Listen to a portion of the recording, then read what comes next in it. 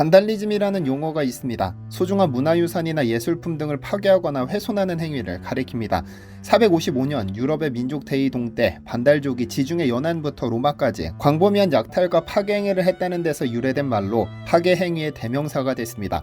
대표적인 반달리즘을 몇 개만 꼽아보더라도 기원전 3세기 사상 통제를 위해 책을 불태우고 수백 명의 유생을 생매장한 중국 진시황의 분석 행위가 있고, 기원전 4세기 나쁜 짓으로 이름을 남기고 싶다며 고대 7대 불가사의 중 하나인 아르테미스 신전을 불태운 헤로스트라투스 방화 사건이 있고, 비교적 최근인 2001년에는 아프가니스탄을 점령한 탈레반이 힌두쿠시 산맥에 절벽을 파서 만든 세계 최대 크기의 석불을 이슬람 율법에 어긋난다는 이유로 산산조각 내버린 바미안 석불 폭파 사건이 있습니다. 이렇듯 한번 파괴된 문화유산은 다시는 그대로 복원할 수도, 복원한다고 해도 그 시간의 가치가 모두 사라져버리기 때문에 인류 전체에게 재앙이 아닐 수 없습니다. 그리고 최근 한국에서 이 반달리즘이 큰 주목을 받고 있습니다.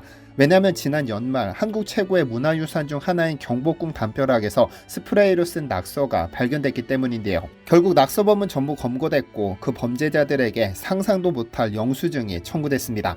안녕하세요, 디스멘털입니다. 지난 12월 16일 새벽 1시 50분경 경복궁 담장 일대에 스프레이를 사용한 낙서가 잔뜩 발견되면서 한국이 발칵 뒤집혔습니다. CCTV에 찍힌 범인은 어두운 옷을 입고 경복궁 담벼락을 서성이다 행인이 지나가자 스프레이를 꺼내 낙서를 시작했으며, 자리를 옮겨 옆 담벼락까지 낙서를 이어가고 범행이 끝난 후에는 인증샷까지 찍었죠. 붉은색과 푸른색 스프레이를 뿌려 쓴 낙서는 어이없게도 불법 영상 공유 사이트 홍보였습니다. 그런데 이게 끝이 아닙니다. 다음날인 17일 오후 10시 20분쯤 경복궁에 또 다른 낙서 테러가 발견된 겁니다. 이번엔 길이 3m, 역시 스프레이 낙서였습니다. 이 낙서에는 특정 가수와 앨범 이름이 쓰여진 것으로 확인되었는데요. 경찰은 사건 3일 뒤 17세 남성 용의자와 16세 여성 용의자를 검거했고 2차 훼손범인 20대 남성은 자수했습니다. 그런데 이 범인 3명의 인생이 한순간에 나락으로 떨어지게 생겼습니다. 이들에게 청구된 청구서가 상상을 초월하기 때문인데요. 문화재청은 낙서 발견 즉시 제거 작업에 돌입했는데 총 8일간 매일 29.3명이 제거 작업에 투입됐다고 밝혔습니다.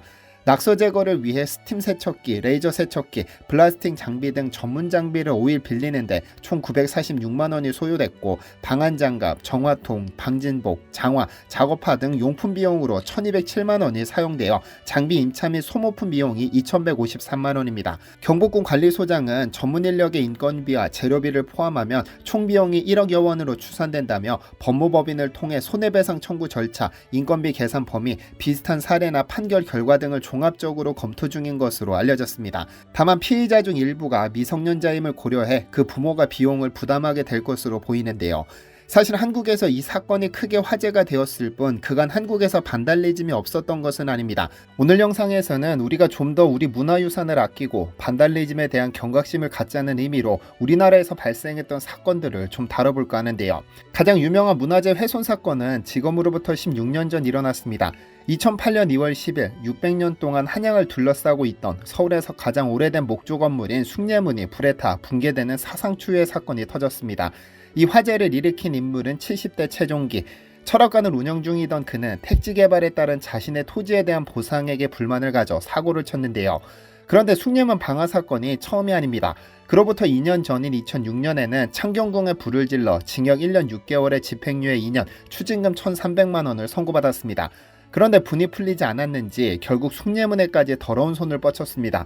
이 사건으로 숭례문 2층 문루의 90%, 1층 문루의 10%를 소실시켰는데요. 그가 계속해서 문화재의 방화를 저지른 이유는 문화재는 경비가 허술하고 접근하기 쉬울 뿐 아니라 인명피해가 나지 않고 상징성이 있다고 생각했기 때문, 결국 징역 10년형에 처해졌습니다. 어쨌든 소중한 국보 1호가 불타 없어지자 즉각 복원을 시작해 5년 2개월에 걸친 복원공사 끝에 2013년 복구 사업을 끝냈습니다. 그러나 이 과정에서 전 세계에 고개도 들 수 없는 부끄러운 사건이 있었습니다.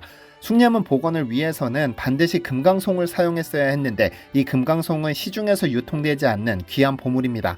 그래서 조선시대부터 궁궐공사 자재로 사용하던 강원도 삼척시 미로면 활길이 준경묘 일대에서 벤 20그루를 포함 양양 법수치 계곡 등지에서 36주, 기증된 소나무 338주 등이 복원에 사용됐습니다. 그런데 숭례문 복원 나무공사를 맡은 신흥수 대목장이 독점적인 지위를 이용해 금강송 몇 주를 빼돌렸다는 사실이 경찰 조사 결과 밝혀진 것이죠. 금강송을 써야 할 자리에는 자신이 보관하고 있던 소나무를 대신 쓴 것으로 조사됐는데요. 경찰 조사에서 그는 다른 큰 공사가 있으면 쓰려고 보관하고 있었다며 횡령 사실을 인정했는데, 이미 복원을 끝낸 숭례문을 다시 헐고 지을 수도 없는 일이라 우리나라 문화재 복원 역사상 가장 부끄러운 일이 벌어지고 말았습니다. 대목장이라는 지위가 창피해지는 사건이었습니다. 숭례문 방화 사건 1년 전에는 서울 송파구 석촌동에 위치한 삼전도비가 스프레이 테러를 겪었습니다. 삼전도비의 원래 명칭은 삼전도 청태종 공덕비입니다. 1637년 청나라는 조선을 기습 공격해 병자호란을 일으켰는데 결국 조선왕 인조가 포위당하면서 조선이 패배하고 말았습니다.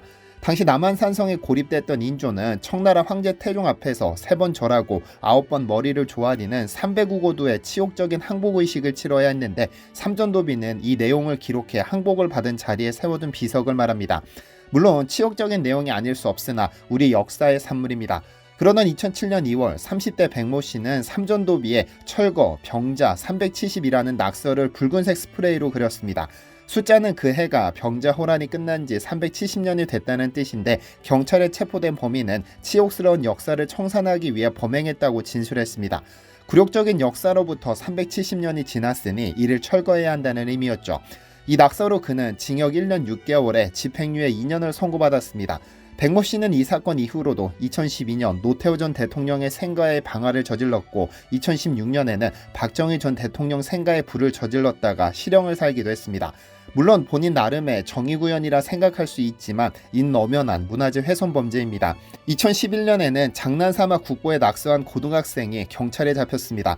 울산시 울주군에는 세계적인 암각화 유물인 국보 제147호 울주 천정리 각석이 자리하고 있는데, 그해 9월 암각화에서 돌을 이용해 쓰인 것으로 보이는 낙서가 발견됐습니다. 낙서는 단순히 이상현이라는 이름 3글자가 새겨져 있었는데, 이에 울주군의 수사 의뢰에 따라 수사가 시작됐고, 범인은 서울에 사는 16살 이모군으로 밝혀졌습니다. 서울에서 울주군으로 수학여행을 왔던 이군은 천전리 각석을 견학하다 인솔고사와 학생들이 먼저 돌아가자 장난삼아 친구 이름을 낙서한 것으로 드러났는데요.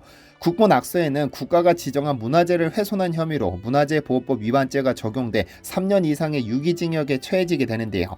그런데 더 놀라운 점은 이 낙서가 발견된 것은 2011년인데 이군이 낙서한 2010년과 1년의 시차가 존재합니다.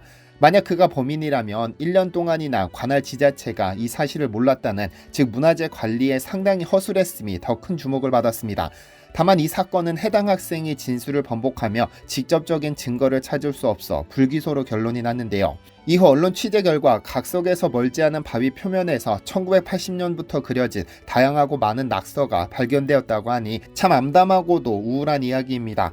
울주군은 결국 2013년 CCTV와 첨단 장비를 보호 차원에서 도입하기로 했으며 전국 문화재 관리에 경종을 울렸습니다.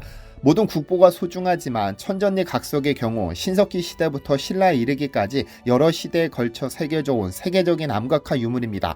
문명대 동국대 명예교수는 지난 1970년 울산 지역에서 원효대사의 자취가 서린 반고사 절터를 찾기 위해 울산을 찾았다가 주민들로부터 이상한 제보를 받았습니다.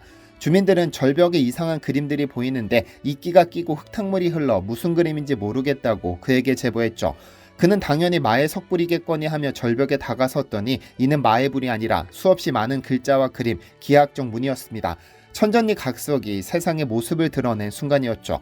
그런데 이 천전리 각석을 조사하다 더 크고 웅장한 암각화가 있다는 또 다른 제보를 받았고, 그 제보를 통해 발견된 것이 바로 국보 제285호 울주 대곡리 반구대 암각화입니다. 유네스코 세계유산 잠재 잠정 후보에 올라있기도 하죠. 2014년에는 팔만대장경을 보관 중인 경남 합천 해인사에서도 낙서범이 검거됐습니다. 해인사 대적광전을 비롯 해인사 내 22곳의 전각벽에 검은색 사인펜으로 쓴 낙서가 발견됐는데 이교도의 기도주문으로 보이는 한자 21글자였죠. 경찰에 검거된 48세 김모 씨는 이 한문을 벽에 적으면 악령을 쫓아낸다는 생각으로 이 같은 범행을 저질렀다고 진술했는데요. CCTV를 통해 범인을 특정할 수 있었지만 문제는 총 62대의 CCTV가 있었음에도 해당 여성이 무려 2시간이나 전례를 돌아다니며 낙서를 했다는 것, 또 해인사는 이를 이틀 후에나 알았다는 점입니다. 해당 사건은 경찰이 수사하던 중 해인사 낙서글씨와 비슷한 내용을 쓰는 사람이 있다는 제보를 통해 범인을 검거했죠.